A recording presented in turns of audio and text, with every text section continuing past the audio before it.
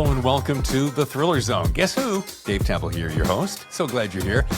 On today's show, 236, I believe it is, Adam Plantinga is here with a book called Hardtown. This is one of those books that you pick up and you think, oh, this is going to be a nice little slow boiler.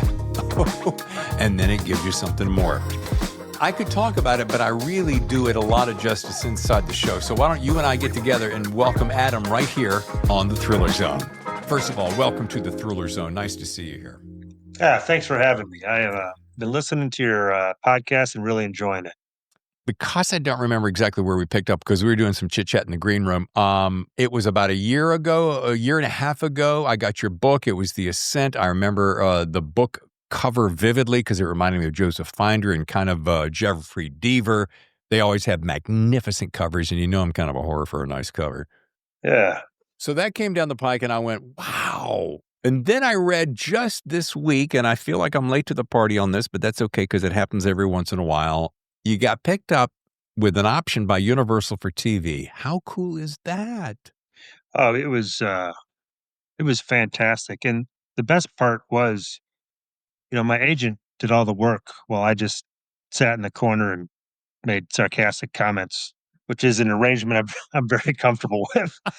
And then this morning, as I was getting ready to get up early, walk the dog, hang out with my wife, I pick up, you were so kind to send me a copy in PDF form of these 400 Things Cops Know. Folks, do yourself a favor. We're going to talk about this in a second. Just stop what you're doing sometime between now and the end of the show and go pick up this 400 Things Cops Know by Adam, Street Smart Lessons from a Veteran Patrolman. Of course, you're going to order this little bad boy at the same time, Hardtown. Come on now. You're going to put love toward your friend Adam here. I learned so many inside scoops, things I thought I knew, and you probably heard this 100 times, so forgive me for my stupidity, but I'm like, I watch a lot of TV. I thought I knew all this stuff, and you kept referencing, you probably saw this in television, and it blew me out of the water, dude. There's so much about the job that I think people don't quite understand, and there's no reason for them to unless they're doing ride-alongs or unless they're in the car. So I wanted to sort of unpack some of that. I thought, or my hope was that people would find that interesting. Well, now there's a couple things I learned. You've been 24 years as a cop, right? Yeah, about 24 years. Okay, so 7-ish in Milwaukee, PD, and then San Francisco, 16.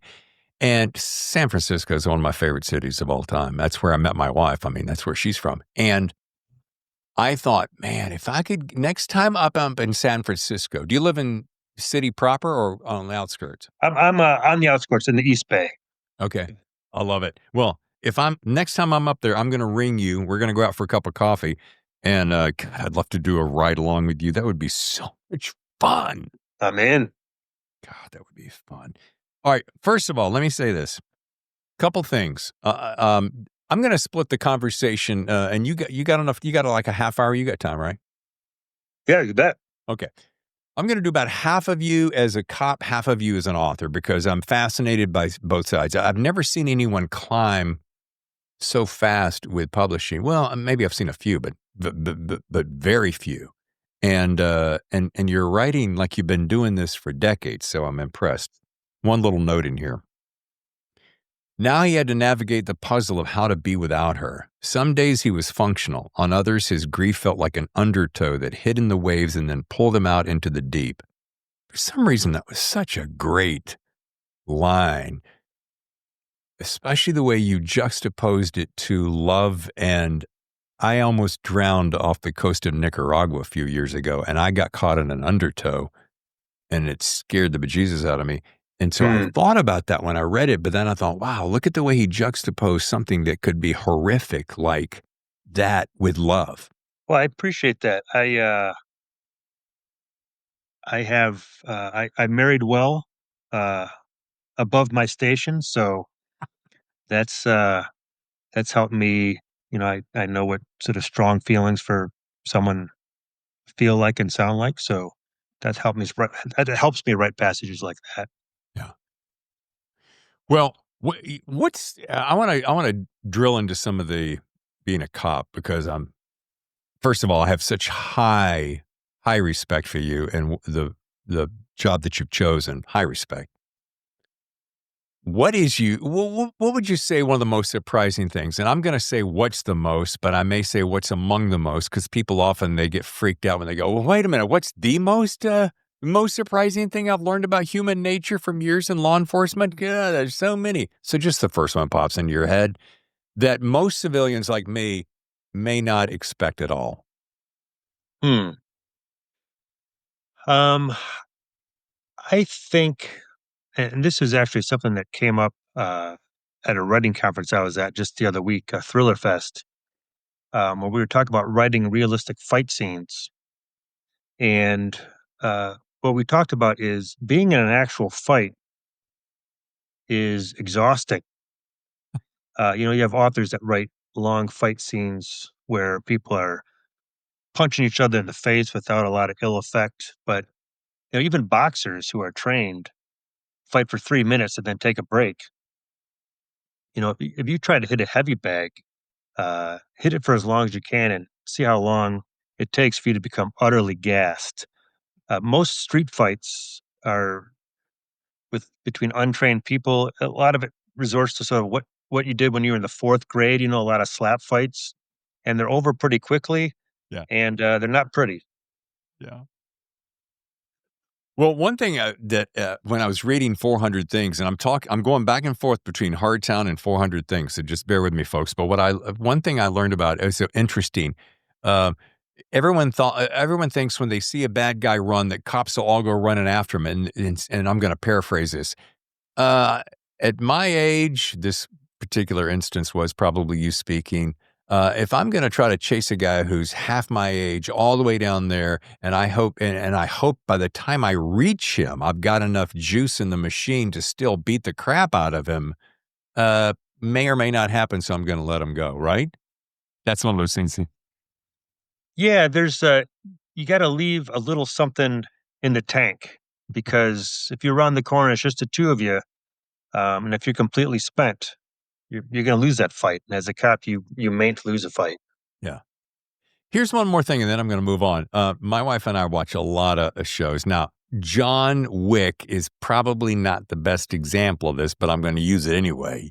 Guns. Gun, gun, gun, gun, gun. Just hundreds and hundreds of bullets. And John All Wick the guns. yeah, and John never gets hit. However, then I'm reading that book this morning. I'm like, I was surprised at how many times you and your cohorts, your fellow comrades in arms, would roll up on a situation and there would be all this gunfire, maybe within 10, 15 feet, and no one gets hit. How does that happen? Yeah, I've found that fascinating. You know, it, there's some fundamentals of shooting. Grip and sight alignment and stance. And if you don't practice those, and especially if you add stress and sort of panic into the mix, it's not difficult to miss everything you're shooting at. Uh, so, I was at a scene once where someone emptied a magazine at a house. I mean, a target literally the size of a house and only hit it about 5 times. I mean, if you don't practice, it's amazing how inaccurate your shots can be. Yeah. Yeah. Wow. Well, now many people have strong opinions these days about policing right now, but most have never, as you mentioned earlier, have ever done the job, rightly so. What is something you wish that the public understood about what it's really like to be a cop on the street? And then we're going to move on to your book. But Yeah, I think that one thing it's important for the public to know is as a street cop, you have to come to the table with a lot of skills. I mean, one day you might be responding to a shooting scene, the next day, a serious car collision. You might be talking with uh, a member of the board of supervisors, and then you're talking to a prostitute who's been abused, to a small child, and you're trying to figure out if they know the difference between a truth and a lie. I mean, you have to have a pretty wide skill set because there's a lot coming at you. And I don't know. I don't know if the general public sort of appreciates that kind of thing. You make a superb point because you have to be an enforcer, a politician, a priest, a friend, an enemy, all simultaneously. And the thing that always whacks me out is the fact that you have to make split decisions in microseconds because you don't know if somebody's reaching in their pocket to pull out a phone or reaching in their pocket to pull out their ID to say I'm okay, or if they're going to pull out a gun. I learned little things like if they turn to the right, they're tending to kind of hide the gun. So, but Right. the point is just the amount of instantaneous judgments you have to make is crazy. Yeah, what someone described the job sometimes as you have to be able to. I mean, you're sort of in this constant state of suspicious readiness, and you want to be civil with everyone you encounter, but you also have to be able to go from 0 to Hulk in about 3 seconds. I love it. All right, let's talk about Kurt Argento. And by the way, right here on the front, this caught my eye this morning. Plantinga will soon join the ranks of Child and Conley. This is from Douglas Brunt, New York Times bestselling author. And I That's high thought, praise. yeah, it is huge, high praise. And I thought of the same thing. It had a very Conley feel to it, very uh, Bosch and even pre-Bosch. I mean, just some real, yeah, that high accolades because you deserve. But tell me about your main character here and what makes him tick and how much of you. I know this is classic, but how much of you is in him? Right, so he is a ex-cop from Detroit. He was a street cop for most of his career, including a stint on SWAT. He loses his wife, so he's trying to sort of sort his way through how to live without her. And in the first book, The Ascent, he gets caught up in a riot in a maximum security prison. And in the second book, A Hard Town, he is house sitting for a friend in a small Arizona town, and mayhem ensues. Uh, he's sort of a meat and potatoes guy. He's not a detective, but he's able to sort of figure things out because he's tenacious and he's got good instincts. We have some similarities. We have a somewhat similar outlook on policing. He may be a slightly better fighter than me, which is a admission I make grudgingly. But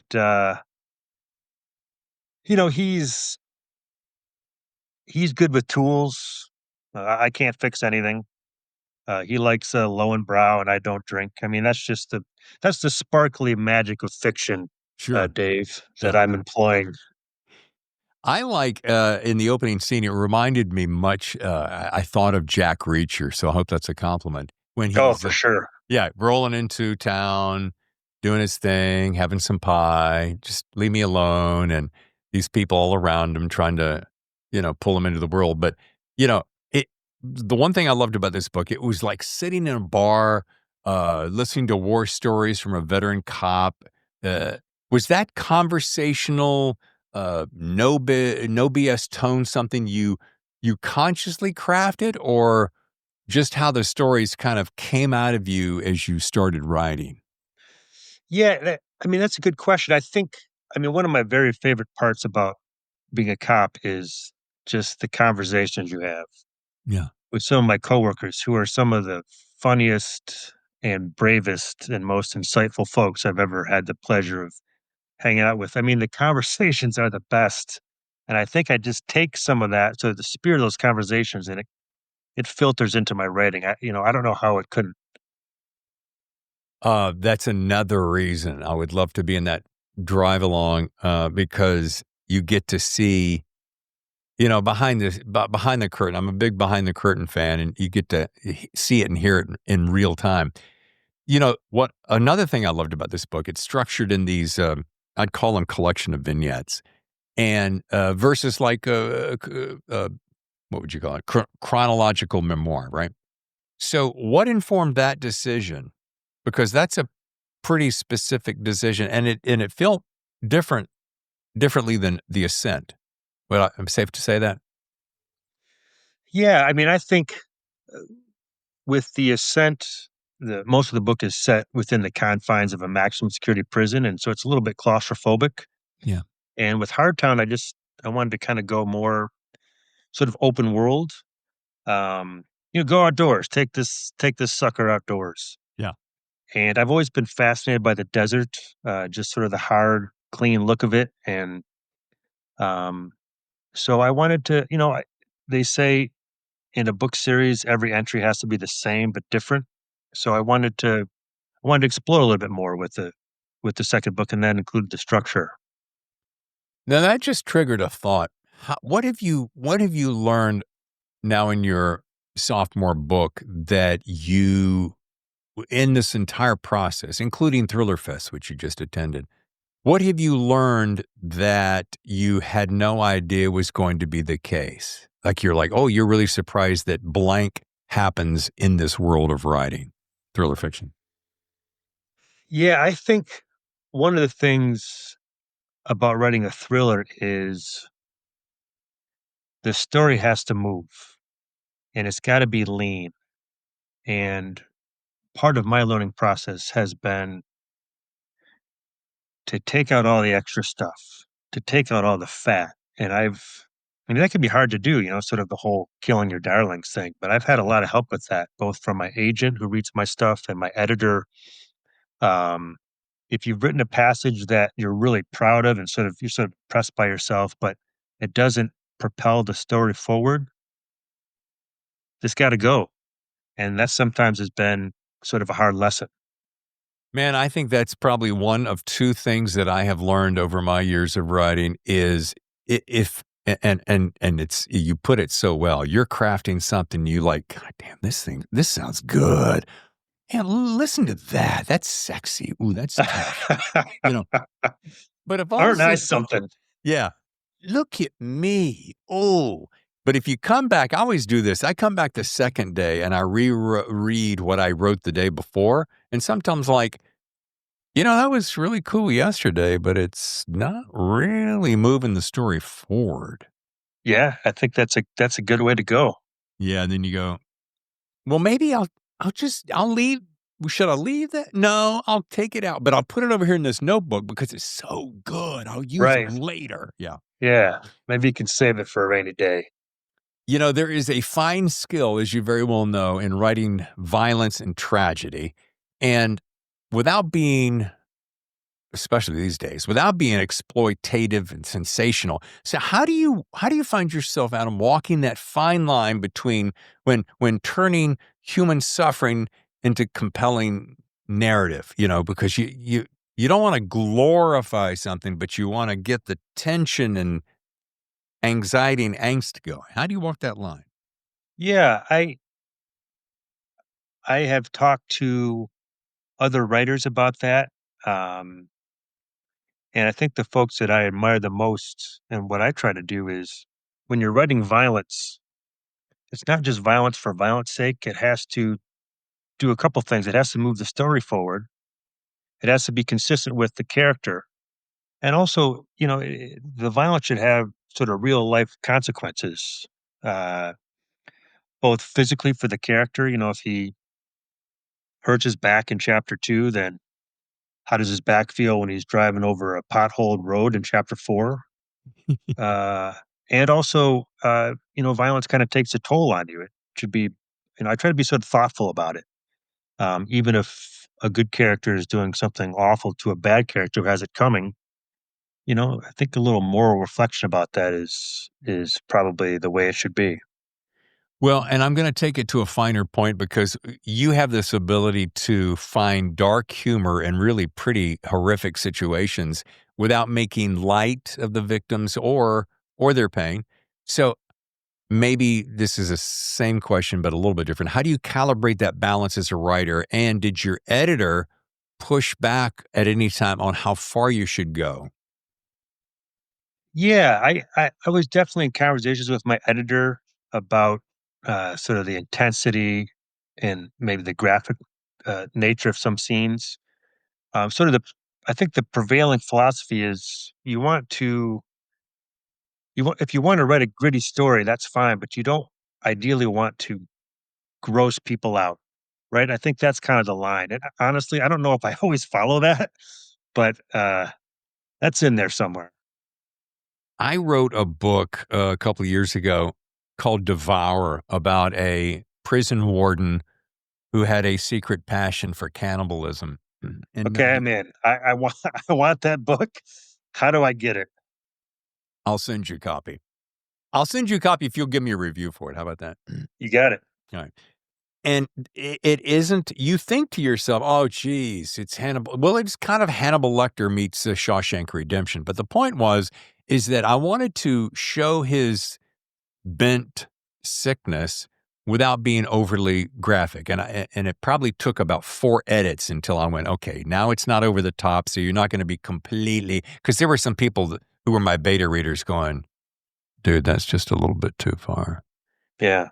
So So there is a fine line because you don't want to, because there's also this, Adam, and tell me if you agree with this. There is a point where you may take them out of the story because you find yourself going, "Oh, did that go too far?" And if it goes too far, then they're taken out of the story. They kind of step back. They might even put it down. So it is a fine line, isn't it? Yeah, it is, and I think smart authors will write scenes where some of the violence is off the page, or some of it is just sort of suggested at. So you know something awful is happening, but you're not necessarily getting sort of the blow by blow account of it. Yeah. So it achieves the same effect without being too gratuitous. Yeah. Now, in Hardtown, one of the things I probably most admire is how you, and we've touched on this, how you're so brutally honest about your own mistakes as a cop, which, you don't hear that every day. Were there moments where you thought to yourself, oh, Adam, do you think maybe I shouldn't have put this in print? I think the my guiding philosophy was everything in the book is true, and I don't want to embarrass any of my coworkers, but I'm okay embarrassing myself. I mean, there is no perfect human endeavor. Yeah. Dave, we're all flawed creatures doing the best we can in a broken world. So, if people could learn from my mistakes, I was all for it. I mean, I think uh, I didn't want to just write about triumphs. That's not what the job is. Hey, let's go off script a little bit and go. What have your buddies, your pals, your coworkers, male and female, what did they think about this book? Have they read it? What are their thoughts? What kind of feedback? Yeah, a lot of them have read 400 Things Cops Know, and some of them I actually quoted in the book.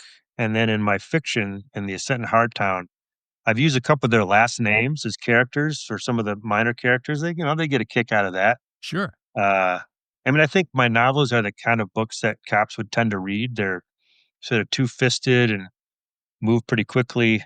Um, but it's funny, cops being cops, I have, they like to rib me. And for instance, the picture on my book jacket for my novels is I have sort of low overhead. So my wife took that picture, and I didn't do a lot of styling for it. She just kind of took it. But it's maybe a little bit of a tough guy pose. And so they made, they, they made a point to say, it looks like you're having bowel trouble in that picture. No, I got a kick out of that. that's hilarious. You know what Yeah. it says to me, and I'm going to pull it up on the screen a little bit later. Here's what it says to me. You sure you want to do that? You know what? I like that better than bowel trouble. Yeah. Let's go with your take. Yeah. I'm gonna do the same thing, A and B. Here's A. I gotta shit my pants. Or B. I don't think you want to do that. B, let's do B all day. Okay, good. Thank you. And C. Thank you. By the way, this is a bit of an aside, but I was listening to your interview with Adrian McKinty, where you did just a fantastic Casey Kasem impression. You're, I mean, that interview was just delightfully everywhere. I am so glad you said that, Adam, because sometimes I wonder, do people give a shit if we go off on tangents? To me, the tangents are my favorite thing in the whole world, and nobody does tangents better than Adrian McKinty. Matter of fact, I'd pull him back on the show just to do the tangents. Yeah. Yeah, Yeah, that was fun. That was a yeah. lot of fun. This is Casey Kasem on the Top 20 Countdown. Yeah, There it is. and part of the reason is, dude, you know my first career was in radio. Right. So when I was 15, 16, that's, I'd listen to the cats out of Chicago and Detroit on shortwave or AM radio. And then down the road when I got going, and I heard about this guy named Casey Kasem and keep reaching for the stars. And I thought, holy shit, that's exactly what I want to do. And Yeah. yeah. Anyway, thank you for that. Love the tangents. It's funny because this morning when I was on the walk, I had, and I'm glad you said this because I thought, I want to ask Adam, because you're a guy's guy. You're just, and you're in a tough work environment that asks you to more or less put your life on the line every day. And so when you get off that rivet, you got to ask yourself, God, what can I do to let loose and just relax and see the light side of things? So I was going to ask you, what is something, and you just said it, but I'm going to ask you again as though the Adrian comment wasn't made, or you have a second one. What's something you've listened to? Because you're now right here at the tip top of season 9 in our 4th year, and I know you've been listening for a long time. What's something you've heard, or an author that has said that you walked away going, that is a defining moment. That is something I'm going to use and work on from here on out. Yeah. You had an interview with Nick Petrie, who I love, who's a good dude, by the way, Oh, yeah. where he talked about some writing advice that was basically tell a story on a moving sidewalk. So, don't just describe a room instead of a static way. Describe a room as a character goes into it or as a character gets punched in the face. Yeah. Sort of doing two things at once. And that's the kind of thing that I gravitate towards because it makes you sort of think about the structure of a story in a different way. That is such a superb example. And I told my wife one day, I said, I'm going to go back to almost 300 episodes and pull out all the best writing advice, which is my closing question, from every single one, or one highlight like Nick Yeah. Petrie's of every single one. And dadgummit, I just don't have the bandwidth of the time to do that because I've just wrapped a nonfiction. I've got this fiction that I'm working on. I've got 2 more in the pipeline, this show, et cetera, et cetera. But man, if I could ever take the time to do that, I could probably turn that into a book and just sell it right there because it nails it, right? There's as they say, there's gold in them hills. Well, I wanted to say that I dig this. I dig the cover. I want to say, is it by, let me see. I was going to say it was Carol Teague Johnson, but it's probably not. Who did the cover? Oh, yeah. Stephen Attardo. I love the cover. So good. It's just got that great washed out look. Just so many talented artists that work on book covers. I really start appreciate them more now that I'm writing. In my opinion, and I know this, my listeners know this well, to me, the success of a book, geez, is this true? Do I really mean this? I think so. 50%, 40%, maybe I'll go 40. 40% is the cover. Yeah. If I look at a cover and it doesn't pull me in or make me go, oh, they really spent the time on this and then I'm like, if you didn't spend the time on the cover, I'm not going to read your book. I think this is probably somewhere between a 68 and a 72. I'm going to go 72, could be 73, Ford F-150. The reason I know that is that is one of my dad's first work trucks, one of the first vehicles in our family I learned to drive on. No power steering, no power brakes, no power windows, no AC. AC is for wimps. Yeah. What are you, some kind of puss? But Yeah. growing up in the South as I did, come July, August, like we're in right now, as I talk to my family and they're like, Oh, I'm sweating bullets. And I'm like, yeah, San Diego's kind of nice. It's 72 and sunny with no humidity. Anyway, that's a complete Yeah, and tangent. I love how the title Hardtown is written where the letters are actually sort of on fire. Yeah. It's just those nice little touches. It's like a And vapor that's going away. Yeah. and you go into a bookstore, there's just so many choices. So if the cover pulls you in and kind of speaks to you, then that's a win. Did you hear my chit chat with Rachel Housel Hall on Fog and Fury? I have not yet. Have you seen that cover? Of her book? Yes. I have not. Hold that thought. Okay, you got it? See, I can do shit like this because it's my show and nobody can tell me what to do or not to do. You're you're running things. Fog and Fury. Look at this one. Look at that. Well, that's quite striking. Quite striking indeed. The color of the green and I told her I thought it was the Golden Gate at first, and then you realize, of course, it's not, but anyway, that's just sweet. While we're on show and tell, we're going to come back to you. Don't worry about this. I have not read this yet, but I'm looking forward to it. Jay Bell, Joshua Hood praises it. Welcome to Cottonmouth. Check this one out. How cool is that? Oh, nice.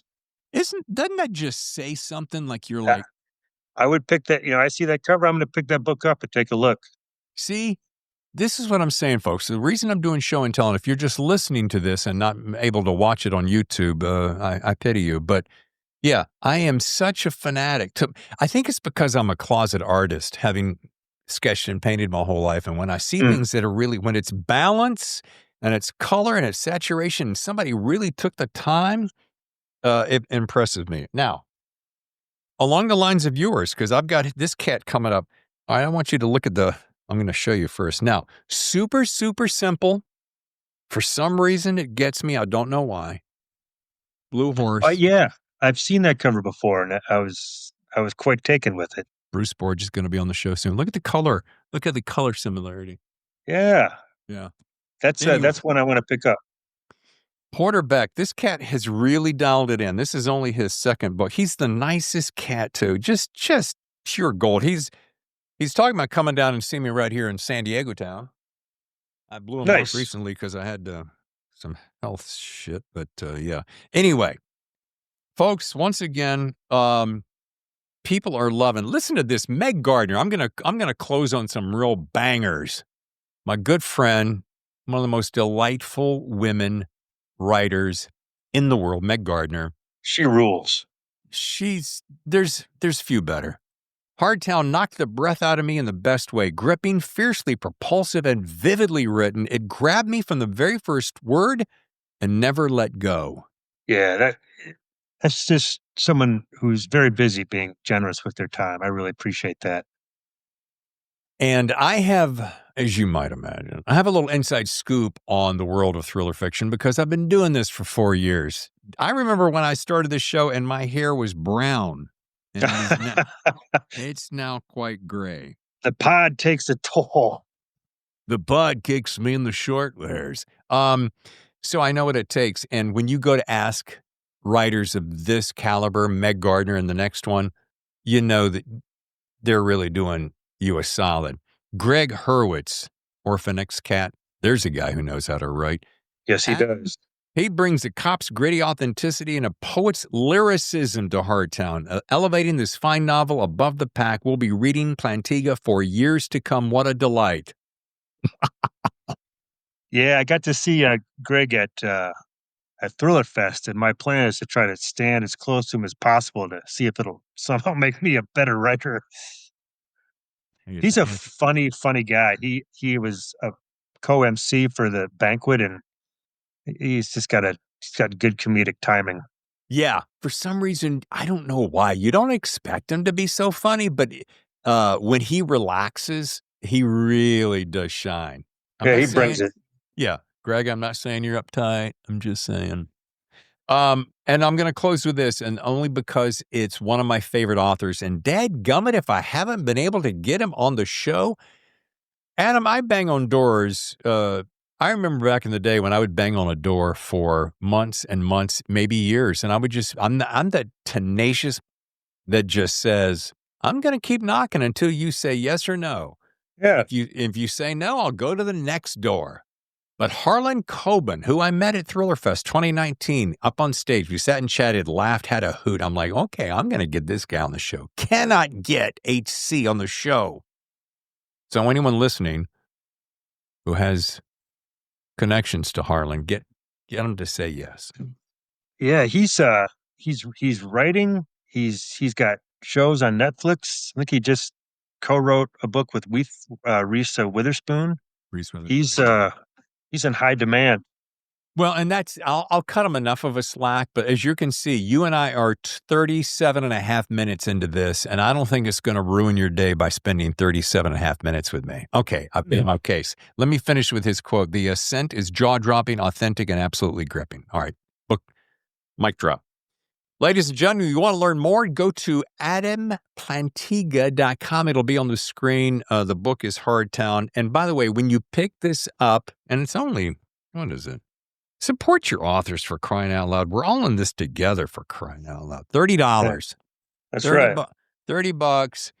Pick up 400 Things Cops Know. I think that's, I want to say like $14.95. Yeah, sounds about right. Something like that. Drop the $45. You'll thank me later. I'm not getting any kickbacks, although I'm going to get a free ride along when I go to San Francisco. Let's do it. Adam, dude, thank you so much for your time. This is absolutely a hoot. Oh, thanks for having me. I've really enjoyed listening to your podcast, and it's a real privilege to be on it. Privilege is mine, sir. You are on your way.